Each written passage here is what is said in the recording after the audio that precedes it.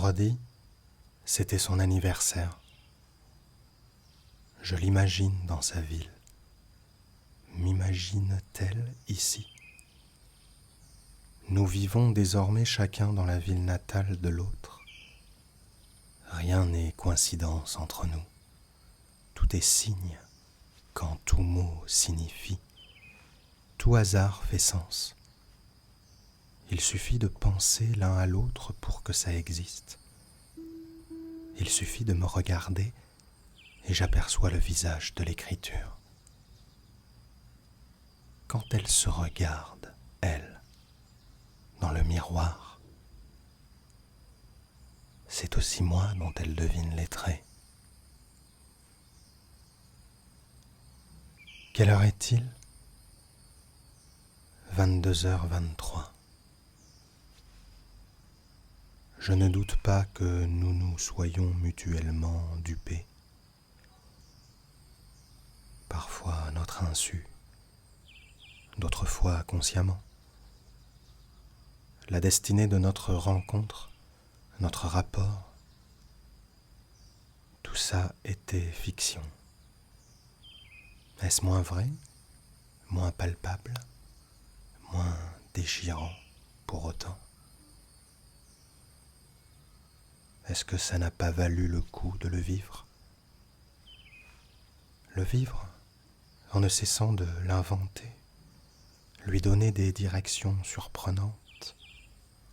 Au début dans un carnet, puis avec l'appareil, la caméra, errer, marcher, aller pêcher des bribes, des scènes de rue. Le vivre, oui. L'emmener en voyage, le nourrir de villes à explorer, ou s'asseoir sur un banc, ou s'ennuyer, au beau milieu d'un rond-point, comme nous l'avons tant fait. Tu te souviens ? Le flux de la ville qui vocifère tourner autour de nous, une auréole mécanique et lumineuse nous encercler, nous préserver du monde réel. Le cercle se déplaçait avec nous, nous en étions le centre. Il délimitait notre zone fictive au cœur du réel. Et soudain, nos personnages existaient.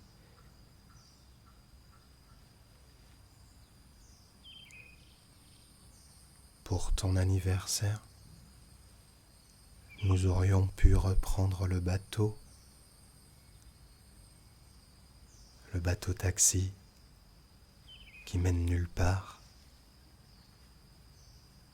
Nous aurions pu prendre un avion pour une ville voisine et inconnue. Nous aurions pu nous perdre dans des ruines. Nous aurions pu confier nos secrets aux trous dans les murs ou les chuchoter aux oreilles des mannequins prisonniers de leurs vitrines de luxe.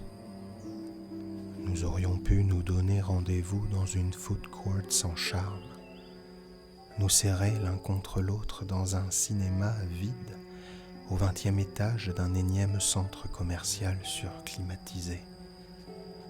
Nous aurions tout aussi pu prendre une voiture et aller, là, à l'hôtel à côté, s'y enfermer un mois, rideau tiré, jusqu'à confondre le jour et la nuit, inventer un refuge à l'oubli du monde dans une chambre à l'heure. Oui, nous aurions pu nous promener dans des campagnes inconnues d'elle, connues de moi seul. Nous aurions pu y faire des siestes, des rêves apaisés. Nous aurions pu nager dans des lagons, puisqu'il suffisait d'être ensemble qui semble infini pour écrire. Nous aurions pu lever les yeux sur la nuit. J'aurais pu faire découvrir finalement la voie lactée à l'écriture. Malgré les mots échangés, les confidences, les fautes avouées à voix basse, l'écriture n'était pas si attachée à moi.